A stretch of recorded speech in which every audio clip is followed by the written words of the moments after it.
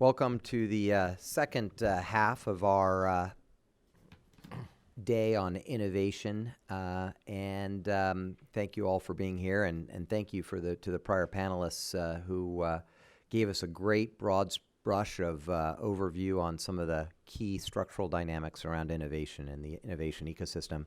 I'm Ken Sawyer. I'm on the board of the Woodrow Wilson Center. I'm also a venture capitalist where I've run a venture capital firm both in the U.S., Europe, and Asia for the past 16 years.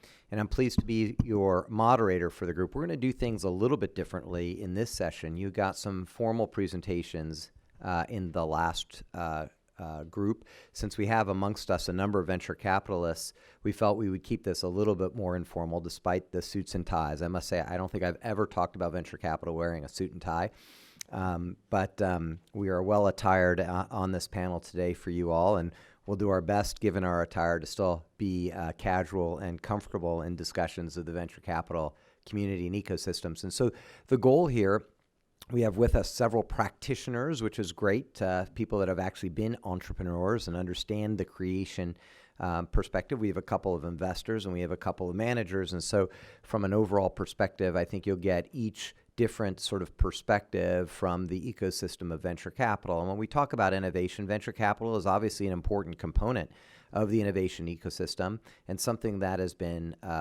regularly admired by other countries in terms of what has been created in Silicon Valley and to a lesser extent New York and the Boston corridor. So with that, I'm going to introduce briefly our panelists here. If I were to read their entire bios, we would probably use up the entire time allotted to us. So apologies to each of you to not give you credit for all of your incredible accomplishments. But to my left, we have Gabriel. Gabriel, most impressively to me, ran a number of businesses, including TCS, across a large part of the world and emerging markets. TCS is one of the largest IT services firms in the world, based out of India, but also has done a number of other consulting jobs in his lifetime and is real expert. And also is combating ageism among the venture capital community by helping people like me over 50 find jobs and opportunities as entrepreneurs. To his left is Consuelo. She is the co-founder and managing partner of SV LATAM Fund, the first venture capital fund born in Silicon Valley with a unique focus on Latin America. And she invests in biotechnology and medical devices, robotics, and other areas. She also has the distinction of being an entrepreneur herself and has experience in starting successful companies and can speak from that perspective as well as an investor perspective. To her left is Jonathan Nelson. Jonathan founded the largest, what I think is the largest network of hackers and founders, which is the name of his firm, in the world. So it's one of the few places, if you're a programmer around the globe, you can interface with a global network of other people who've either started their businesses or programmers, what have you, across both Silicon Valley, and has made a big push lately into Latin America with events in Mexico and other Latin American countries, as well as Asia as well. And to his left is Marcos. And Marcos, he has great experience both in starting and helping the innovation ecosystem in Puerto Rico as well as in Peru, but also as an entrepreneur himself, having started his own business and being very successful there. And he mentors, as part of his work with the Founders Institute, lots and lots of entrepreneurs around the world.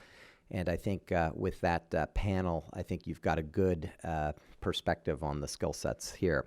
So with that, we had a great set of overview, and I wanted to see, based on the overview before, if there was, I'd just like to ask the panelists here, if anyone thinks there was something that was not that was left out or additional emphasis of the prior panel's discussion on something from the ground level that is important to the innovation ecosystem that wasn't discussed, or just deserves more emphasis.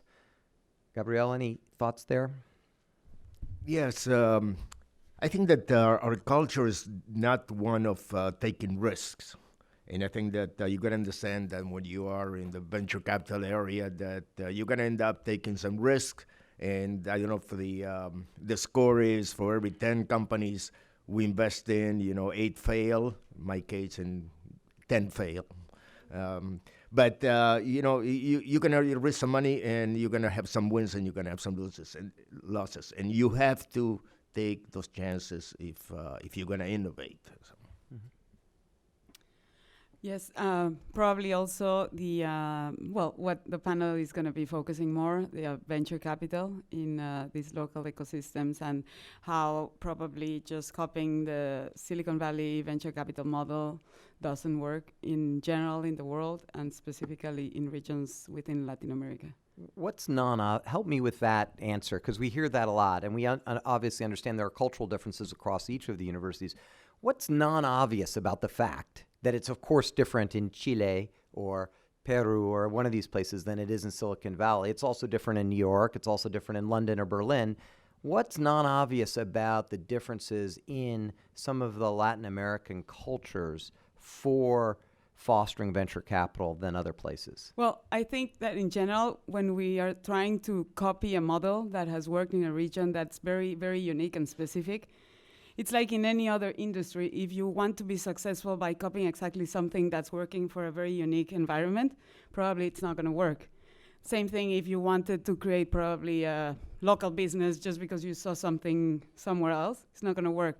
What we want in Latin America and in local ecosystems is to be successful by investing in innovation. We want to see companies in different sectors succeed and become global companies and have more job opportunities also for graduate students and entrepreneurs in those areas.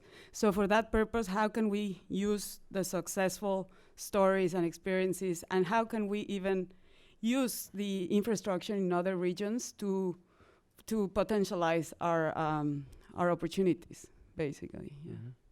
Maybe I can jump over to Marcos. What's different about Puerto Rico and Peru, where you've done a little bit of work, that needs to be different than the Silicon Valley model, where you also worked? Help contrast for the audience the difference in your experiences in working with entrepreneurs and founders starting businesses in those environments versus your experience as a founder in Silicon Valley. One of the things that is least obvious about Silicon Valley is the depth of the capital market. Because there is, in a way, Silicon Valley is a Saudi Arabia of innovation. They have so much of it that they can take risks that other locations can't. If you are, I think of the example of PayPal. If you're PayPal and the Russian mafia is, stealing millions of dollars from you for years until they figured out how to do it, there's only a couple places that have the broad portfolio in order to withstand those risks. So, and Silicon Valley definitely has that depth. So when you go to a place like Puerto Rico, certainly, say, 5 years ago, where there is no venture capital, where there are no angel investors, then you really have to think of limiting, at the same time that you're pursuing your dream, you gotta be thinking very clearly about revenue models from the beginning. Whereas in Silicon Valley, often people talk about revenue as a feature. Oh, I turned on monetization, 3-4 years as a feature. No, from the very beginning, I emphasize that people really need to build the revenue models from the beginning, and that would tend to limit the kinds of companies that can be built in these ecosystems. Mm-hmm. So Jonathan, you advise you've got hackers from all around the world, right? And you've got a challenge, as Marco says, of, hey, I got to build a revenue model earlier. If you've got a great entrepreneur, do you advise them to leave their native country and come to the United States? Or do you say, or how do you advise them if, in fact, the constraints are, I got to build a revenue model and therefore constrain growth earlier in some of these Latin American countries versus bringing them to the United States where, you can get paid a lot of money for WhatsApp user? So what we end up doing is we actually help the teams form locally, and then we'll bring 1 or 2 people to Silicon Valley. Because of that cultural exchange, like so much of what happens in Silicon Valley is people getting together and talking. Like I would imagine I could sit in Silicon Valley and talk about policy. I could think about, how we should actually do things. But if I wanted to be in a room with, I don't know, 80 people who are thinking about, technology policy as it affects the global economy, I probably want to be here in DC. If you want to think about how do I actually do the best thing for this technical company that I'm actually building, I probably want to at least have a presence in Silicon Valley.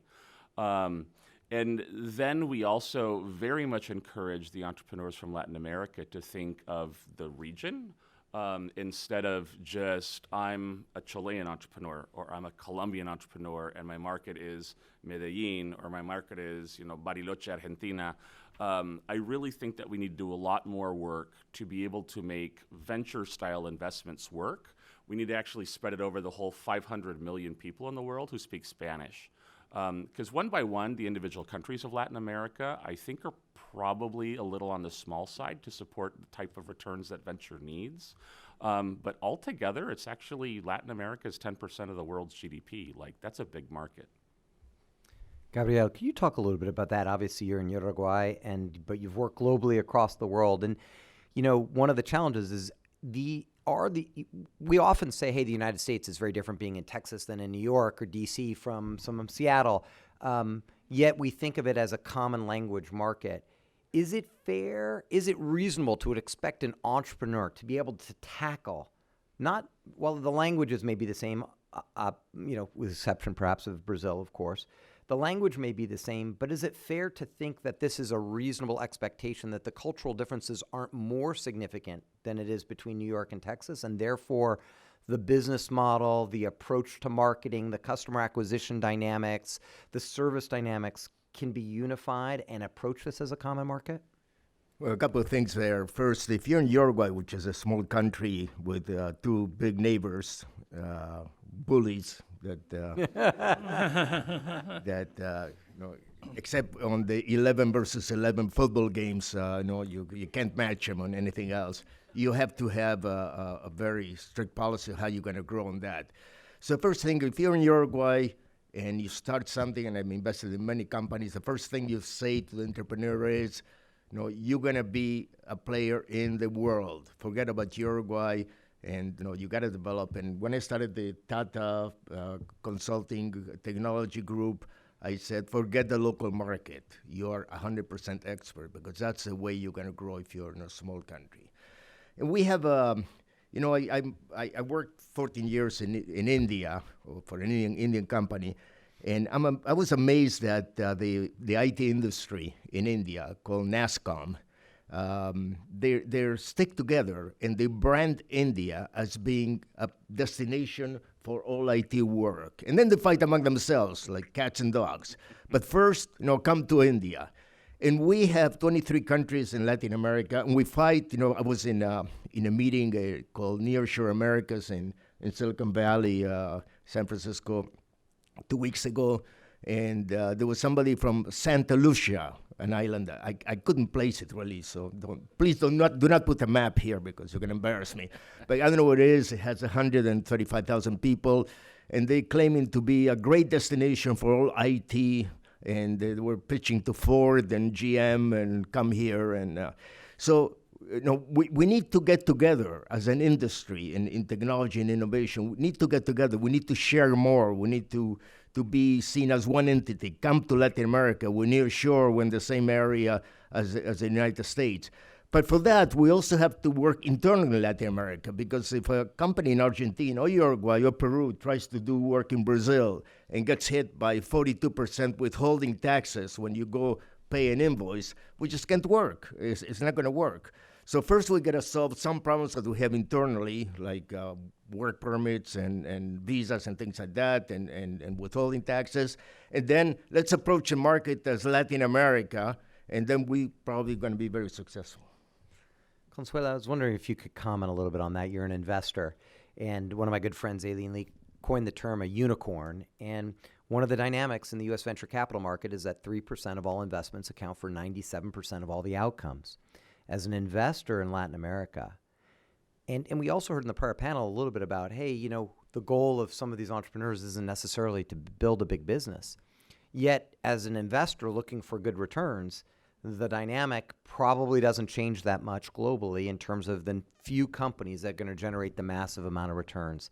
How do you think about that as an investor in the region, and how do you think about that as a challenge from an overall sort of economic development effort in a way to foster innovation, given the challenges that so few companies will succeed and very few will be truly additive to global GNP? Well, yeah, they say that it takes approximately 7 years in the US to build a unicorn, 8 years in Europe, and way more in the rest of the world. It's calculated that in Latin America it will take around 10 years to form a unicorn. There are unicorns in Latin America, at least 5 or 6, several in South America. And several, I think, are also being built in other countries, particularly Mexico. The venture capital in the US, particularly Silicon Valley, I think it's very, very focused on having a unicorn. A fund is looking always for a unicorn. And the way they look at it, each single investment, at least what we have seen, and also sharing within our Kaufman Fellows, where Marco and I are participating, is they analyze every single deal if it has the potential to become a unicorn. If we did that as a fund in Latin America, probably with the exception of Brazil, you don't have a business. We wouldn't be in business. So does that mean that we are all going to wait until that potential is going to come? No, because it's not going to happen if we don't start working to get to that point. I mean, the US didn't achieve that point just like in 5 minutes or in a year or in even 3 or 10 years. So we need to start acting. It doesn't mean that there are not opportunities for venture capital funds, otherwise we wouldn't be also in business. That's when policies and public policies come into place. They need to create incentives for funds, to make it attractive to funds to come in, to experienced fund managers, and then you need the fund of funds that complement with other investors and institutional investors from the US and from the region. So from the experience of one of the institutional investors that has probably the greatest experience in venture capital, which is the MIF, the Multilateral Investment Fund, they have invested in 66 funds in the region. What you see from their investments and what the lessons that they have learned is that funds tend typically to provide returns more like you're not going to have 50% failure and 1% unicorn and centauros and this whole thing exactly like Silicon Valley. What's going to happen is that you have to be very careful because and do fewer investments, because it's going to be more like some returns from this investment and an average return from these other ones, and you probably won't have a unicorn, but still you can be a very good performing fund. Because also in other funds in the US or Silicon Valley that have unicorns, overall, sometimes they have poor performances and not necessarily they are successful funds. So the model, like I said at the beginning, is very, very different. But I think we're going to get there, and there is opportunity to be successful in venture capital fund even at this stage. And I think it's particularly very, very interesting because, like they mentioned in the other panel, they were saying, an angel is someone that kind of has his or her heart with the startup. I think as a VC in Latin America, we extremely have our hearts with the companies because we are selecting our investments even more carefully. There's less deal flow. You need to be very, very selective, and we need to accompany, and that's part of what is my passion, for example, to be able to accompany and not just put money into, and then let's see which are the 50% that are going to fail. Mm-hmm. Go ahead. I think we need more burricornios first. And I think from the venture perspective, the unicorns are really, really sexy. From the bottom up, though, the entrepreneurs, building a company is a craft. And it's learned. It's really hard to learn in school. It's kind of a trade. You learn alongside of other entrepreneurs and CEOs. A genius like Ev Williams doesn't just happen overnight when he builds Twitter. And then, his latest company, Medium, he said, I'm going to start a company. And he got $100 million.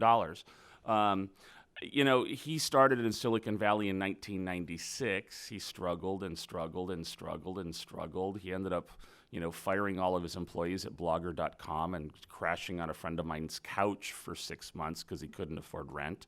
And then he sold his company a year or two later to Google for $100 million. And then he started his next company with some friends called ODO, which tanked. And then they took that kind of idea, a little side project, and people really like sending very short messages to each other. And now it's $1 billion company, and they're still trying to figure out how to make money. But I think you have to take a really long, that's a 20-year career as an entrepreneur. Mm-hmm. I think that we have to be very, very long-range looking, and that doesn't necessarily fit the 4-year political cycle that most kind of policy people tend to work on. Mm-hmm. So I think we need to target like burricornios and maybe perrocornios and then burricornios and then unicornios. Marcos, this is an interesting point. One of the things I was struck is that the comments about what worked and what didn't work by some of the panelists before struck me as like, you don't know. We often say you don't know if you're a good venture capital investor until you've been at it for 20 years because you've seen yourself through 2 cycles of ups and downs and the capital flows that you mentioned and other things. And is the time perspective or the timeline that venture capital and the ecosystems that it takes to form them and find them successful so long that there isn't sufficient political will in these countries that want to foster these ecosystems because the life cycle of the people who initiate the programs will long be gone before you see real success?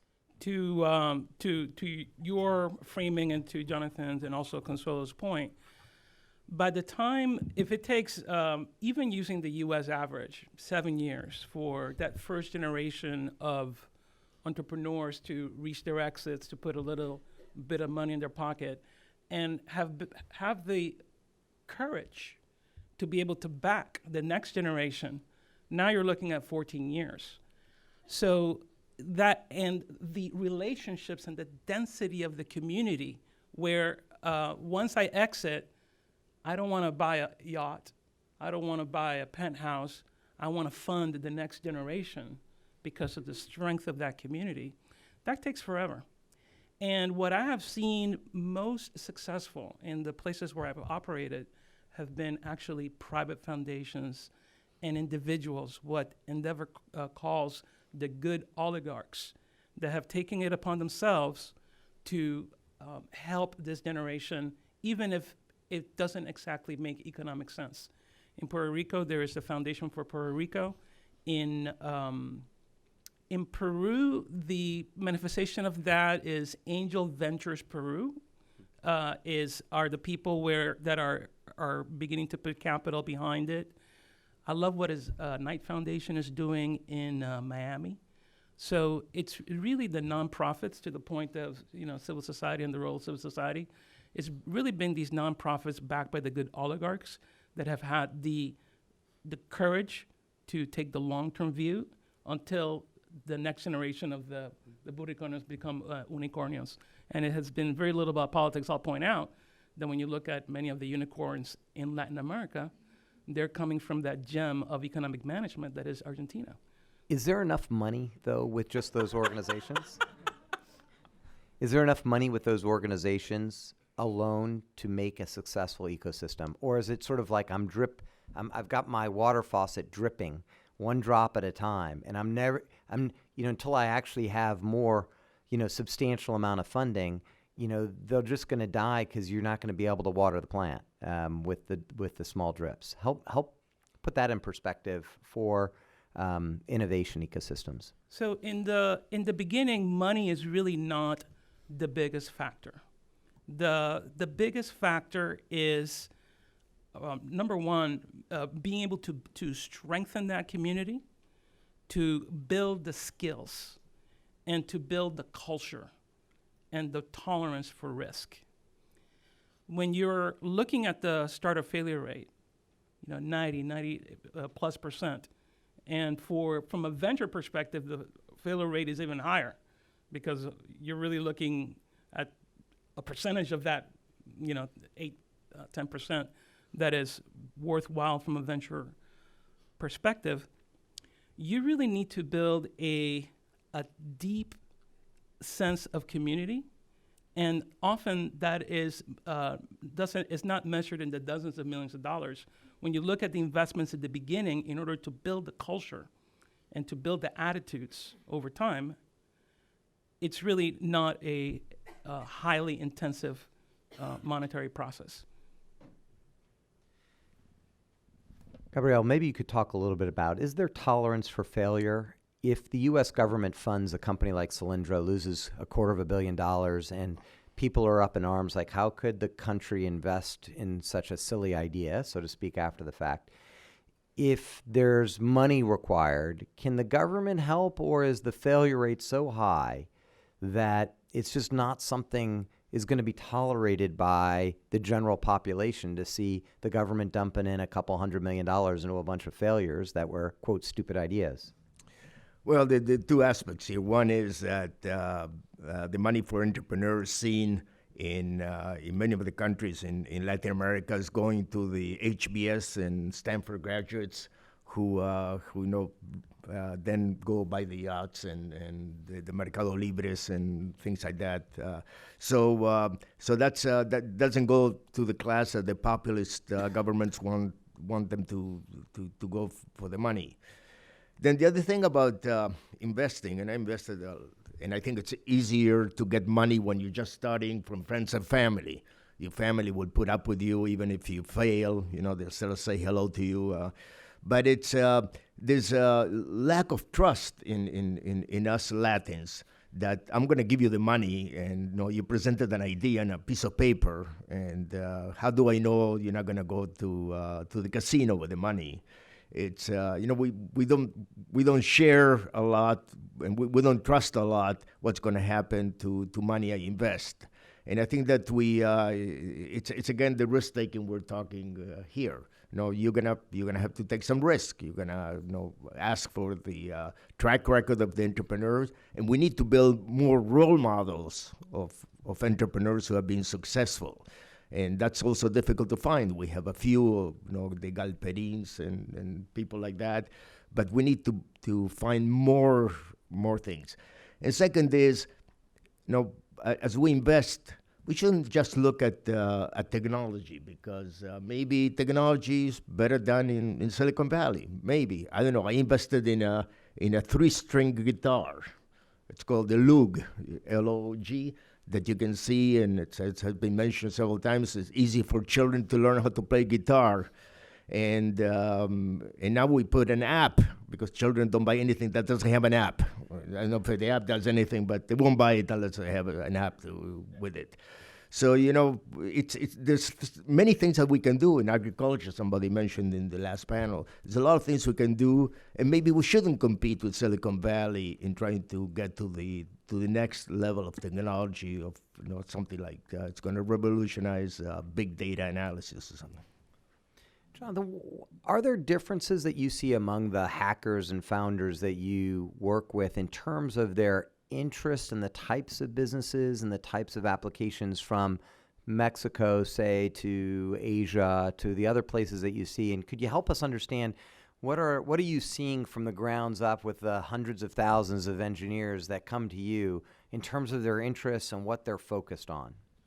So a lot of times, the companies, for instance, that we're working with in Mexico in our program, almost one of them is a materials company. They actually make, it's kind of an injection moldable material but they're making out of like leftover agave stuff from the tequila manufacturing. And so it's a bioplastic. But they're immediately building like drone chassis with them, and because that's sexy, and so they're eco-friendly drone cases. But people buy them. All of them tend to focus on revenue early on. A lot of the companies that do best are companies that help other industry players make more money. One of the easiest sales to make is, hi, would you like to make $1 million in your company? If I help you make another $1 million or an extra $1 million, would you give me $50,000? Okay, cool. Just let me build a software, and then you pay me $50,000 a month, and I will work really, really hard to help you do $1 million a month more in sales. A lot of our companies are focused on those types of business models, which is generally called SaaS, or software as a service. And turns out on the investment side, those companies tend to do better in terms of valuations, and they tend to. Some of them, to scale huge, need a certain amount of capital, but you can generally kind of bootstrap your way to that. And I think you're in an industry where you're just not guaranteed capital. I mean, there's 4 sources of capital for an entrepreneur. 5, theft, government grants, angel investment, venture investment, or revenue. And the only one that you can really control as an entrepreneur is revenue. Consuela, could you build on that a little bit in terms of your expectations about the mindset? One of the things that we often feel is that often American entrepreneurs in Silicon Valley will pitch a business with very little developed, with a high degree of confidence that they can deliver on it, and they pitch what is referred to as sort of slideware. The things that will be in the future but exist only on the PowerPoint slide deck that they have. And one of the comments that we often get from non-American entrepreneurs is they tend to be less aggressive about where they will be and what they can accomplish. Is that a factor in raising money? Is it a factor in success, or is that something that in Latin America you don't see as big a difference relative to sort of, say, a European entrepreneur? No, I think like Jonathan was saying, there is a difference, because if you think about how difficult it's also for a VC fund in the region to fundraise itself.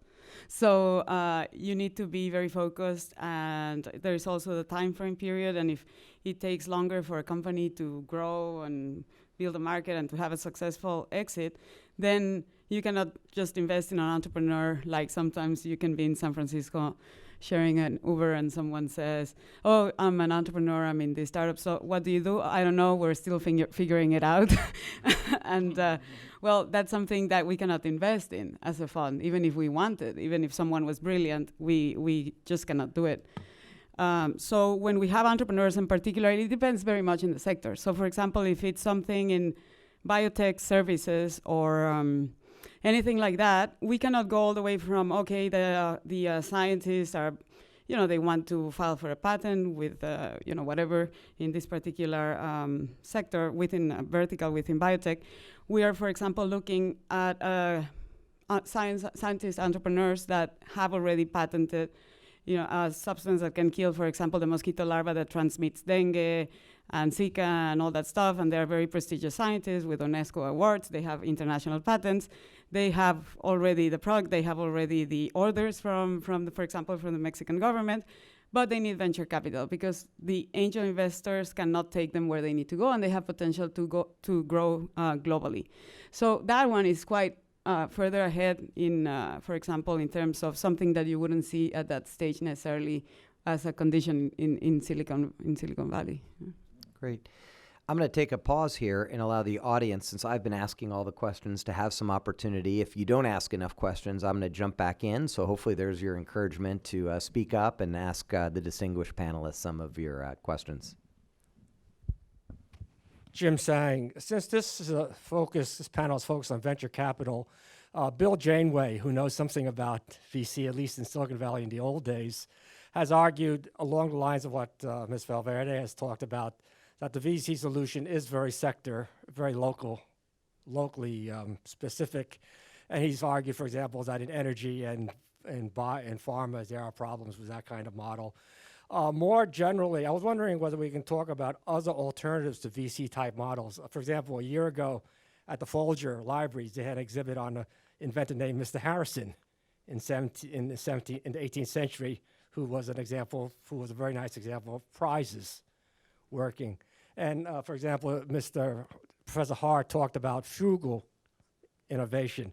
And I was wondering whether there are alternatives to venture capital when you're dealing with frugal innovation. Anyone want to take that? I go back to my guitar example, which is something developed in Uruguay, manufactured in China, sold by Amazon, but Start Kicker was the one that funded it. And now this is a strange world, but this is the U.S. and some other things. It's not really Latin America, but we put it in Start Kicker, and we sold 157 guitars at $200 each without having a guitar. And so there must be other ways that we can raise money. I mean, everybody in Latin America has some money under the mattress. I haven't gone into many bedrooms really, but I suspect that is the truth. And but they don't want to invest, and there's not an easy way in Latin America that you can invest $10,000 or $5,000 or $1,000 in something. It's too complicated. You need escribanos, you need notary publics, which cost a lot, and you need lawyers. So maybe if we can find ways that the general public can invest in companies that's easily done and more secure, maybe we can get a lot of money from Latin America too. Mm-hmm. Another thing that we're actually really focused on is working with corporates and larger enterprises. If you can go to a large enterprise and say, hi, I'd like to make you another $100 million line of business. If I make you $100 million, would you give me $10 million? And it's trying to actually bring large enterprises and the very interesting technology problems that they actually have inside of them closer to the innovation community. I also very much, I'm very, very bullish on figuring out problems in middle-income countries that first world entrepreneurs in Silicon Valley will never see and will never come up with a solution for because they never see the problem. For instance, one of the companies that we're advising has actually built kind of like a kayak interface, but for bus tickets in India. Which one of the 150 bus providers do I take from Hyderabad to Mumbai? Turns out having a mobile app to actually be able to, sift through all of that is really handy. And he just spent, that entrepreneur, we met him in Silicon Valley, he just spent 3 weeks with our team in Mexico seeing if that product might actually be a fit in Mexico. And my guess is it would probably be a fit in Colombia, in Ecuador, Chile, Peru, Argentina. I don't know what the bus infrastructure, the private transit infrastructure is in those countries either, but my guess is that these types of problems are going to scale. There's also that the cost of computing is decreasing exponentially.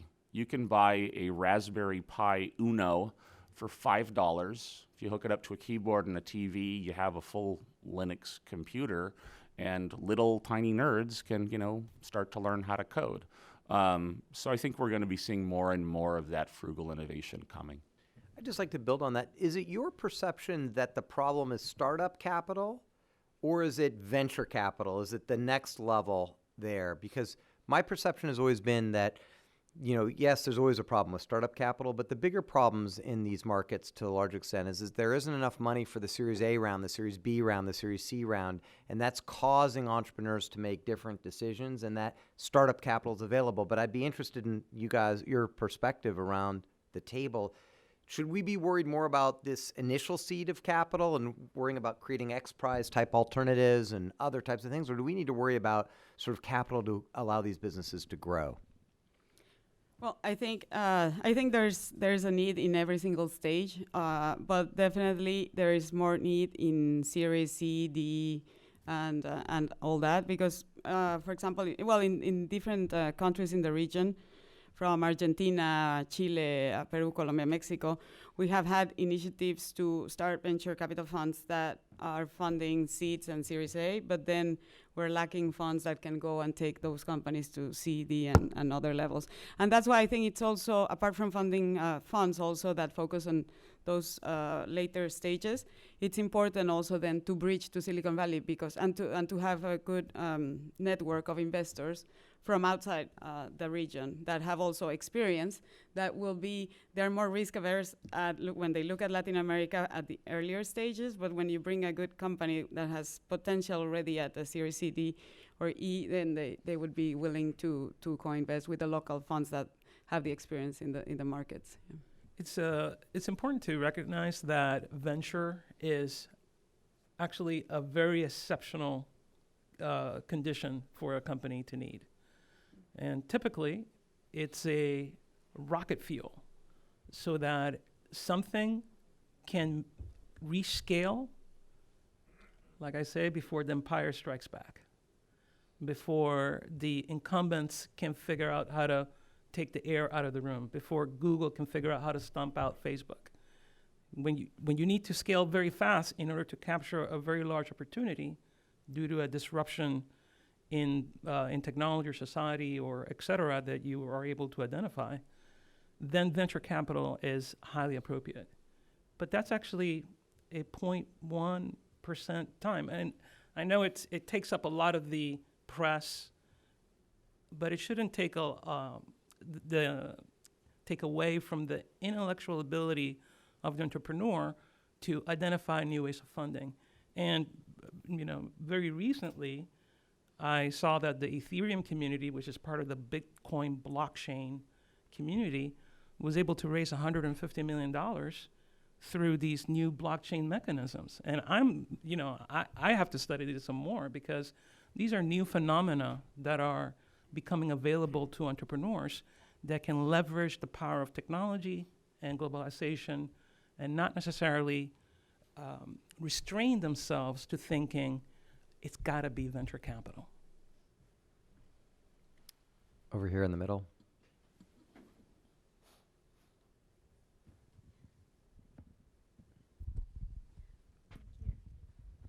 Hi, my name is Marcela Colmenares, and I work for a think tank here in DC with issues about entrepreneurship and innovation.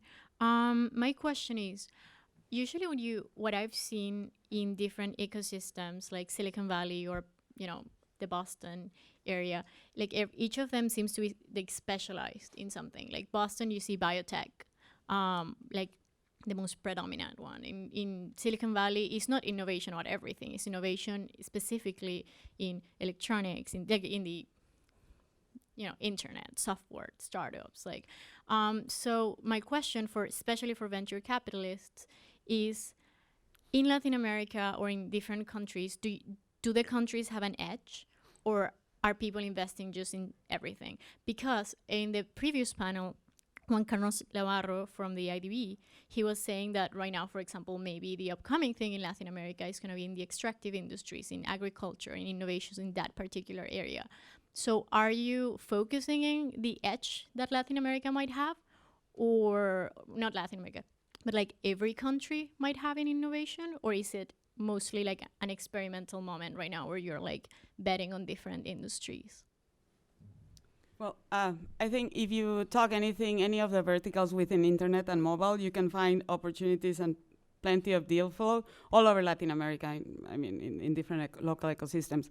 When you think of more specific sectors, like if you think medical devices or specific areas within biotechnology or robotics or anything like that, then you have to look at very particular countries that have more opportunities where you could build on, because there's the science infrastructure that has been there for many, many years and the potential to actually turn something into global companies. So it depends. There are sectors and verticals where you can have a specific, a VC fund for specific sectors.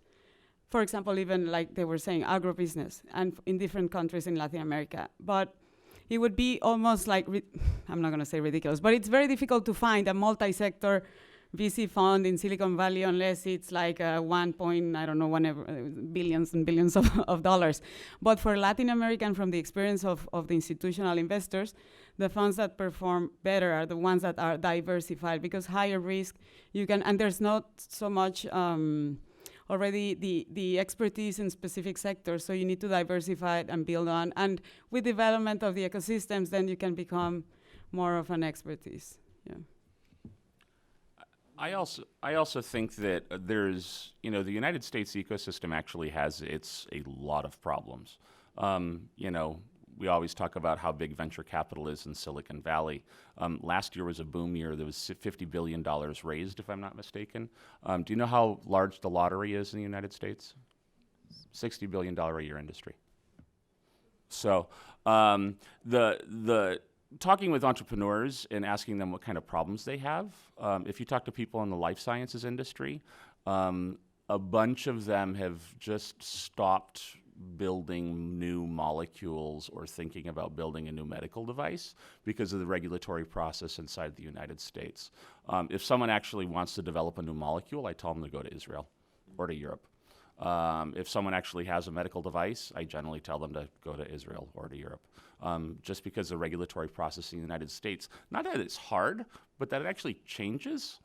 Like halfway through your approval process, if you cash up for an 8-year kind of approval process, and on year 4, you have to start all over again, that kills a company. And so I also think that there's a lot of opportunities from like a policy perspective is if you actually had a good streamlined approval process to get, for instance, new molecules approved in Latin America, I think that you could actually become a regional powerhouse in something like that. And those are constructed competitive advantages that through policy. Great. All right, go all the way in the back over there. Come over here. I have a couple questions about SaaS funding in Latin America. One is I don't know how much the panel follows the Thomas Tungu's blog or the other Silicon Valley based blogs that are talking about this bubble bursting in sort of slow motion, especially for SaaS.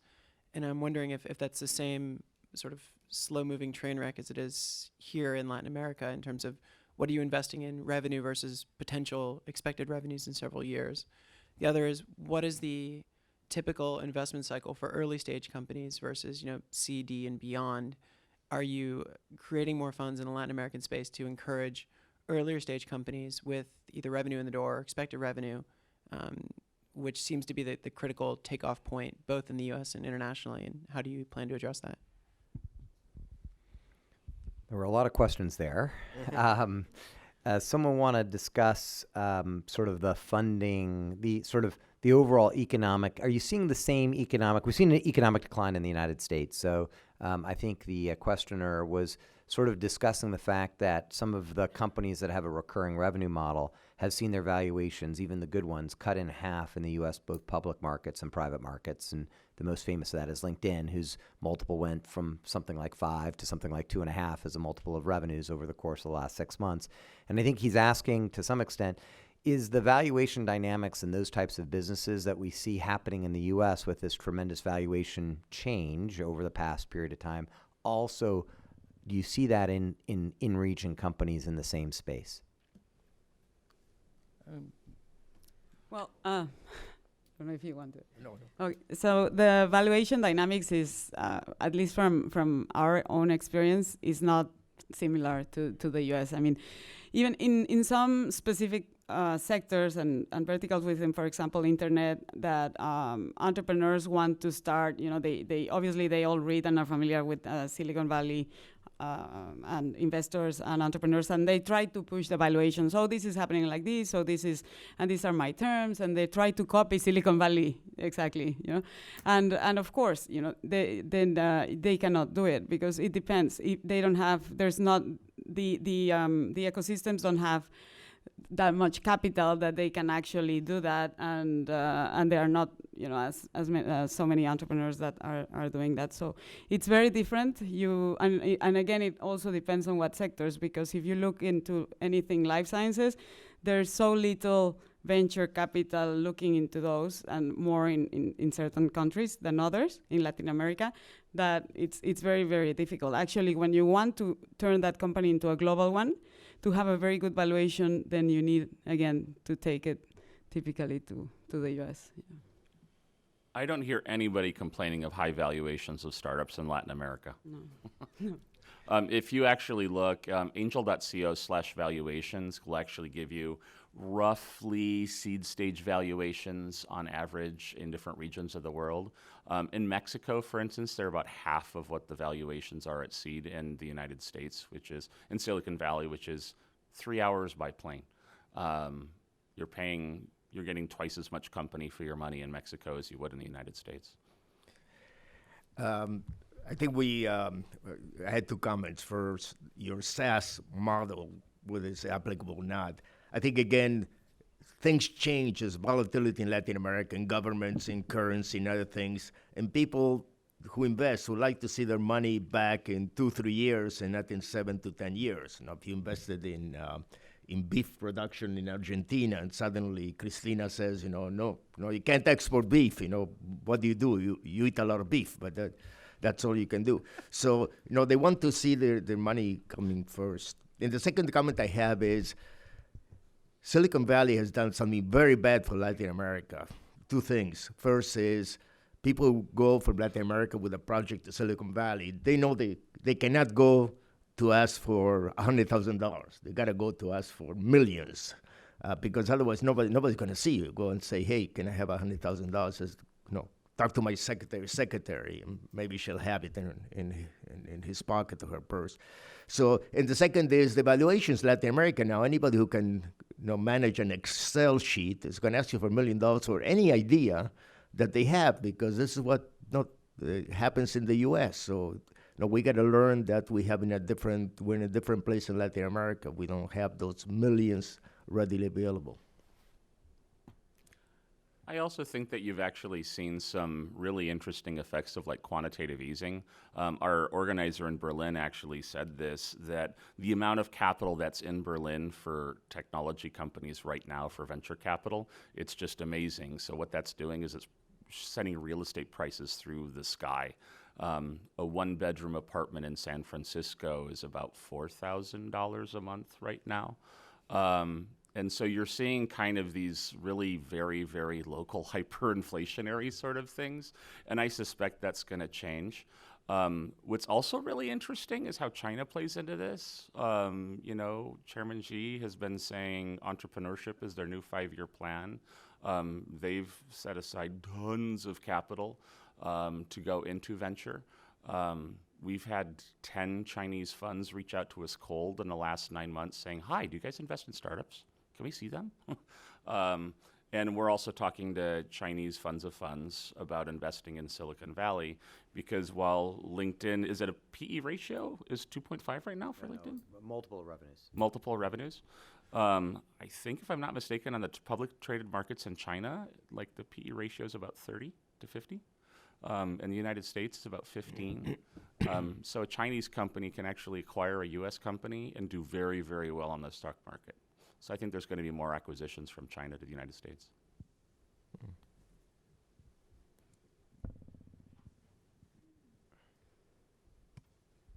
Thanks. Cindy Arnson again. Gabriel, I missed the very, very opening part of this panel, but I was wondering, I was intrigued by an aspect of the work that you've done, which is starting, supporting entrepreneurs who are 50 years and older. When we think of the image of a tech entrepreneur, it's a young person in his or her, 20s sitting around with a laptop computer on the floor, dreaming up these things. And I was wondering if you could talk about the specific challenges and also the opportunities of investing in people who are further along in life.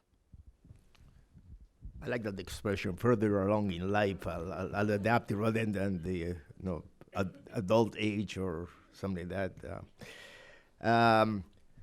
The question is that people who retire from whatever they're doing, whether you are cleaning streets or you are an executive, has a lot to contribute to the world in creating new companies and creating entrepreneurs. And a lot of people, I started this foundation called Seniors with an X because it's the X generation, and also because seniors I could not register, it was too generic, they told me. I found people that had dreams and they had things they wanted to do all their life, but they were working for the electric company of Costa Rica or something. And the time has come because now they don't have to save money like the young people for college and to buy the first home, and they're willing to take some risk, but they're not prepared to go into the entrepreneurship world of today. They don't understand a lot about technology, for instance.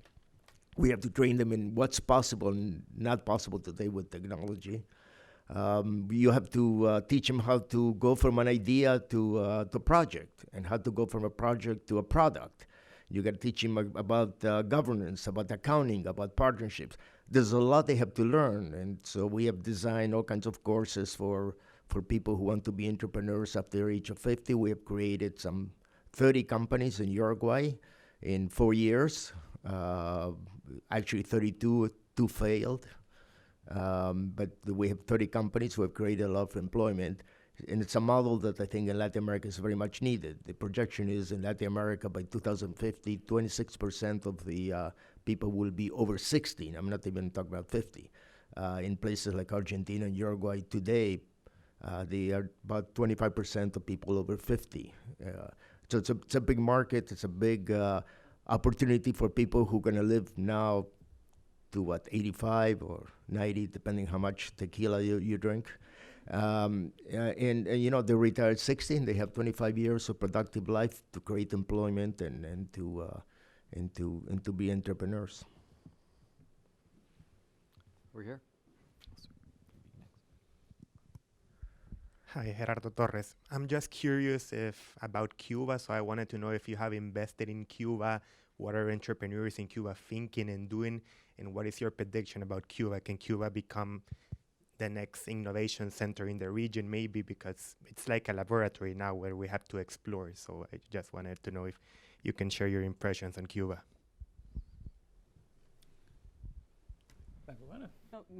I'm half Cuban, but that's why he said no. But I think you went to Cuba with No, Ramfis, actually, right? my partner Ramfis Castro helped organize a startup weekend there. I've actually participated in hackathons for Cuba.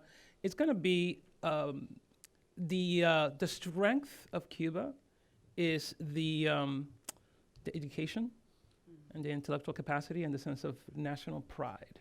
And I've actually, and the national pride is incredibly important in order to maintain the cohesion of the community. I actually just came back from Moldova. Moldova is between Ukraine and Romania. And anybody from there will tell you that they don't really know who they are. And that's going to make it extremely difficult for them to maintain the cohesion. The limitation is that the infrastructure. I operate in internet, so I'm going to focus on internet. I'm sure that from a bio perspective, Consuelo will have other observations. In technology, the infrastructure is going to be a massive limitation. If you are in a hotel, it's incredibly expensive to get internet. If you are out in the street, typically people have smartphones with no internet. And email is really the only ubiquitous infrastructure that people have. So that's a highly solvable problem. But then once that happens, I really do believe that Cuba will be very successful because of those points. Cubans, my personal opinion, Cubans have a sense of being on top. And so Cubans came to Puerto Rico and kind of like won in Puerto Rico culturally, et cetera. So you kind of need a little bit of that in order to succeed. And so Cuba will be very successful once the infrastructure issues are handled. I just came from a conference, this nearshore conference, and Cuba was on one of the panels. And unfortunately, the infrastructure is very bad. They have one connection to Spain, which is not very good. And you know who else they connected to? The other exit is Venezuela. So they're really in trouble in connectivity. The other thing is to hire people, engineers and so forth. You got to hire them from the government. Mostly, you got to pay the government. $5,000 for an engineer. The engineer gets $200 or something like that. So the whole human resources is a major problem right now in Cuba too. We have a question over here.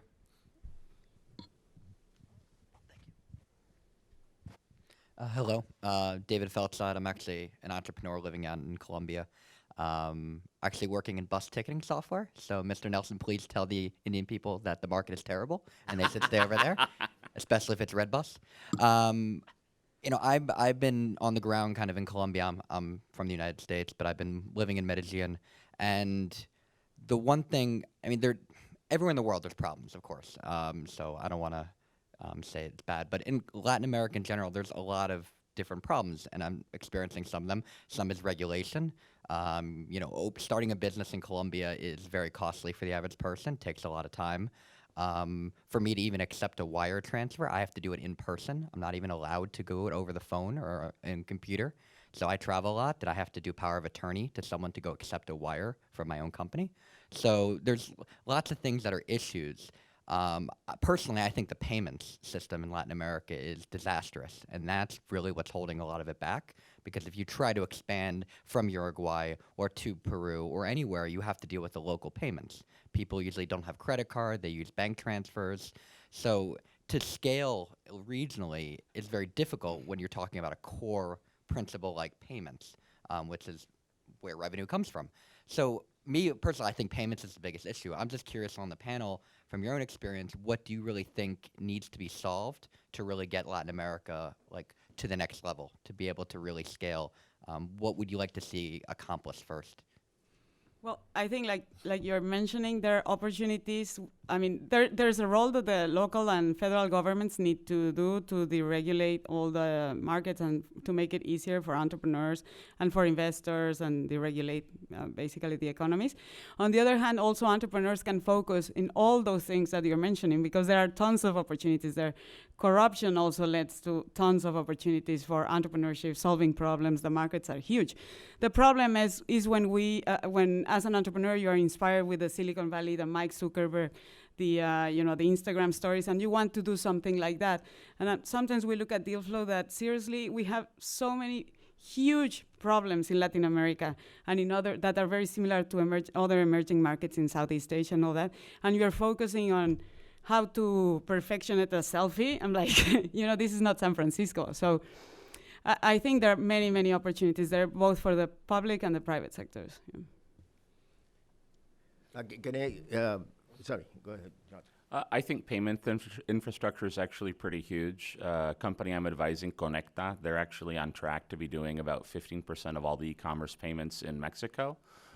Fraud protection is huge. How do you actually prevent fraud? How do you actually prosecute fraud when people aren't really used to e-commerce?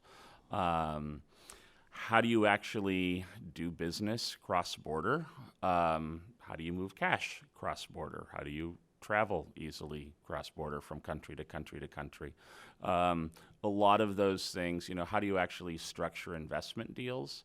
Mexico just created a SAPI, which is the last few months, which is very kind of similar to a Delaware C Corp in its structure, with the similar sort of investor protections. I don't know what other kind of legal entities there are in the different countries, but it would be nice if you had kind of a similar legal entity with similar understandings across the region.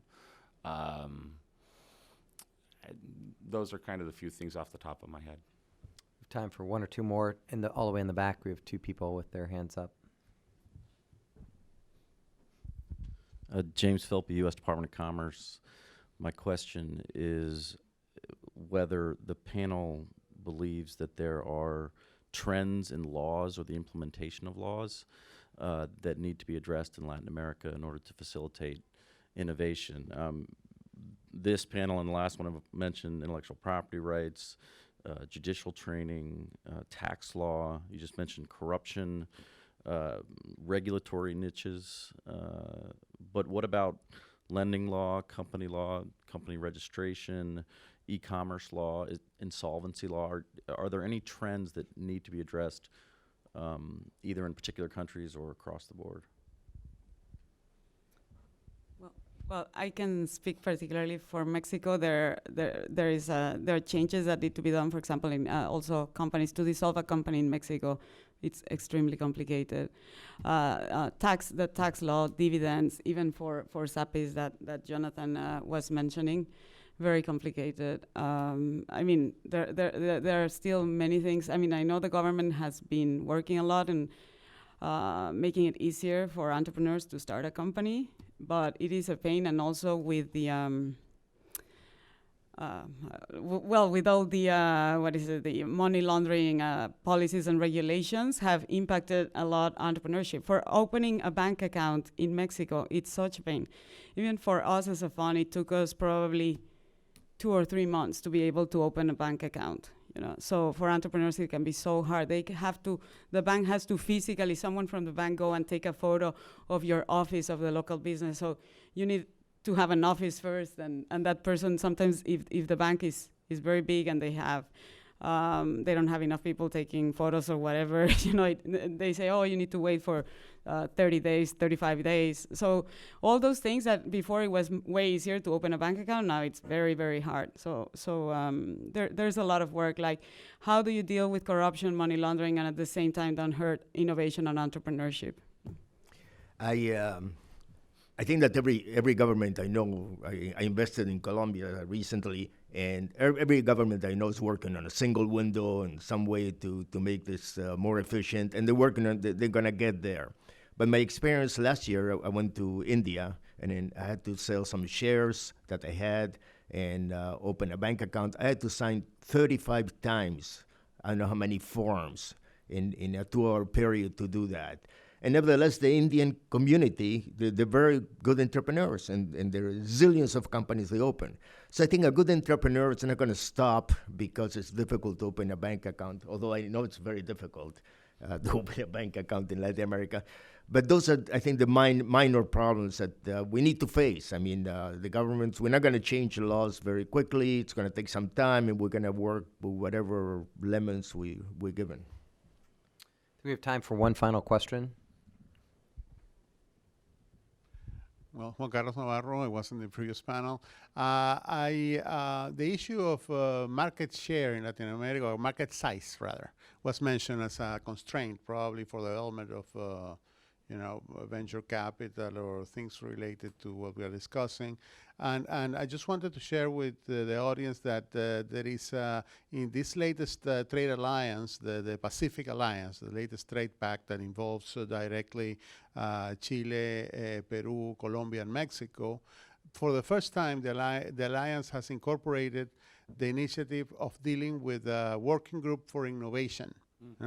And I know that because countries are leading that. They came up with that idea, but the bank has been playing a role supporting a regional project to do several of the things you have mentioned, like looking for compatibility in terms of visas for entrepreneurs, making the circulation of entrepreneurs easier, developing a regional business accelerator that can work cross borders easily.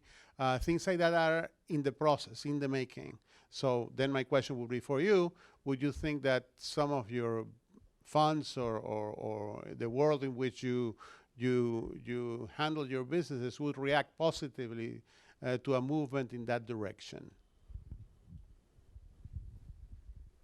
My experience working with the IDB in promoting venture capital funds has not been very good. I think you have created Scala, and you created. I was in a venture fund where IDB had half, and the rest was capital from private people. And many times, I think, and you can meet me outside the door and beat me up if you want, but the IDB itself doesn't have that many entrepreneurs working in the IDB to really be of help in investment. So I encourage you to talk to people. So you have to talk to bring in more entrepreneurs to work in the bank.